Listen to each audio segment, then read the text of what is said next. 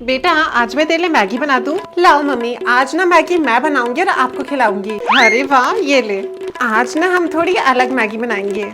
तो हम यहाँ पर एक मिक्सर जार में ऐड करेंगे भुने हुए टमाटर, 2 सूखी लाल मिर्च और थोड़ी सी लहसुन की कली। और बस अब हम इसे ग्राइंड करके इसका एक पेस्ट तैयार कर लेंगे। अब हम एक कढ़ाई में लेंगे ऑयल और ऑयल के गर्म होते ही हम इसमें ऐड करेंगे बारीक कटा हुआ प्याज और प्याज के ट्रांसलूसेंट होते ही हम इसमें ऐड करेंगे शिमला मिर्च और हमारा तैयार किया हुआ टमाटर का पेस्ट। और इन सब के पकते ही हम इसमें ऐड करेंगे मैगी मसाला, लाल मिर्च पाउडर, धनिया पाउडर और हल्दी पाउडर। और बस अब इन मसालों को अच्छी तरीके से भूनकर हम इसमें ऐड कर लेंगे 1 कप पानी। और अब हम इसमें ऐड करेंगे ये मैगी और अब हम इसमें धनिया की पत्ती डालकर और स्वाद अनुसार नमक डालकर इसे बॉईल कर लेंगे। और बस तैयार है हमारी टेस्टी सी मैगी।